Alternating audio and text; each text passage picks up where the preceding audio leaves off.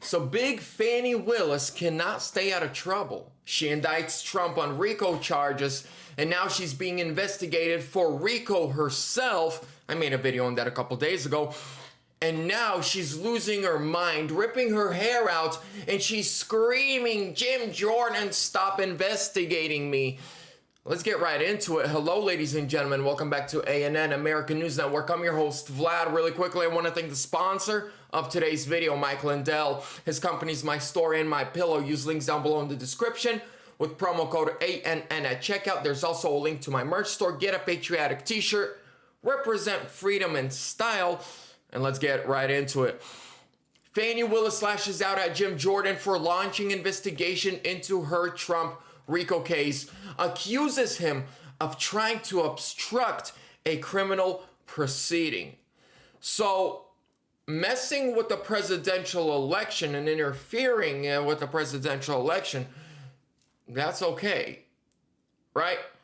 Turning the greatest country in the history of the world into a banana republic to the far left extremists, that's okay.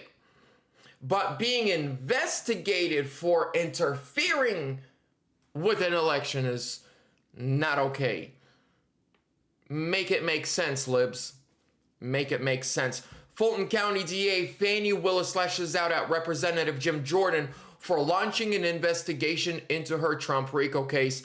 Last month, House Judiciary Chairman Jim Jordan launched an investigation into whether Fulton County District Attorney Fani Willis coordinated with federal officials during her years-long probe into Trump and his associates. Fani Willis hit President Trump and 18 others with RICO and conspiracy charges for daring to challenge the 2020 election in Georgia. A Fulton County grand jury last month returned a 41-count indictment, which included RICO and conspiracy charges against Trump. So, Jim Jordan says, Ms. Willis's indictment and prosecution implicate substantial federal interests, and the circumstances surrounding her actions raise serious concerns about whether such actions are politically motivated. Jim Jordan wrote, Willis began her investigation into Trump in February of 2021, yet she waited until the 2024 election season was in full swing to charge the former president and current leading by far GOP candidate. The timing of this prosecution reinforces concerns about your motivation. In February 2021, news outlets reported that you directed your office to open an investigation into President Trump. This is something that Jim Jordan told her. So now she responds and says, where are my notes? Okay. She responded with saying, Jim Jordan and the Republicans are acting out of pocket. They are interfering with a criminal investigation and due process. Let that sink in. Fani Willis and the Democrats are angry that Jim Jordan and his team are interfering with their so-called due process. But the due process of an election, free and fair election, one of the only things that makes this country what it truly is.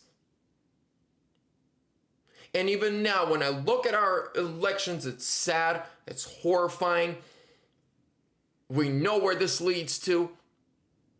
But even with all the things they are doing, that's okay on their side. But ladies and gentlemen, I want to say something else. Prepare. Prepare yourself for the next, until Trump not only wins, but is inaugurated. Until inauguration day, if we think that we have been tired, right, and fed up with their games, with their psychological warfare on their own citizens by our intelligence agencies? We haven't seen anything yet. A brand new CNN poll yesterday came out and said that if the election were held yesterday, Trump 47, Biden 46. Trump is officially in the last since Biden hopped into the 2020 election, is the first person, yes, it's only by a point according to them, but is the only person to ever poll higher than Biden in the last 5 years. Even leading up to the 2020 election, the closest Trump was, according to, CNN and MSNBC, was like 5 points behind. That's the closest he ever got. Now he's actually polling higher. That's on a nationwide poll. And they can't hide it anymore. Even I was watching the video, they posted it on X. Even they're saying, we've never seen this. We've never seen Trump poll where he is. Not in 2016, not in 2020. This is the first time he's actually beating Biden in the polls.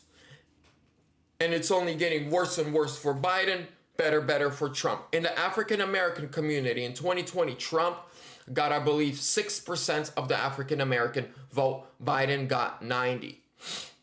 Today, Biden amongst African American voters is at 60%. Trump is at 20%. The most popular Republican president among Hispanics and black voters in the history of the United States is Donald J. Trump. And you might ask why. Well, because the Democrats keep screaming systemic racism. Black people going to prison for nothing. They get charges here, there, and then when African Americans who believe that, now when they look at Trump, they say, oh, the same establishment that has been locking us up and our people up is now locking him up. So obviously, he's not part of the establishment. He's not part of the club. He's not part of the uniparty in the swamp. He's a brother now. Orange is the new black. By the way, Obama is gay. But we knew that. Tucker Carlson released. It was interview. I mean, now I know why Tucker Carlson is the most popular, the most famous journalist voice in the world. Literally in the world. Ladies and gentlemen, we're going to stay prayed up. We're going to stay faithed up. We're going to keep believing and miracles are going to happen. The closer we get to 2024 and I see how the Dems are acting, I see what's happening, I don't have a shadow of a doubt that we're going to win in 24. I don't. I really believe deep in my heart 2024 is locked, set. That's it. Right now, we just need to... Right, Trump, he's already got the nomination. It's done. It's done. Everyone else is fighting for VP. Then when he gets the nomination, trust me, they're going to heat up even more stuff to try to stop him.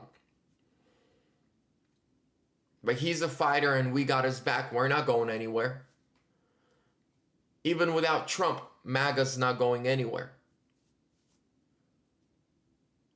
Ladies and gentlemen, I want to thank everybody who watches my videos, who shares them on other social media platforms like Twitter and Facebook. It means a lot. I want to thank everyone who likes my videos, who comments, who shares. To all the subscribers, if you're not subscribed yet, please consider doing so now. Also hit that bell notification button so that you are notified every time I upload. I bring you the latest news. I try to speak truth into a world full of lies. Don't you ever forget. Look at me. Better's not good enough. The best is yet to come. God bless.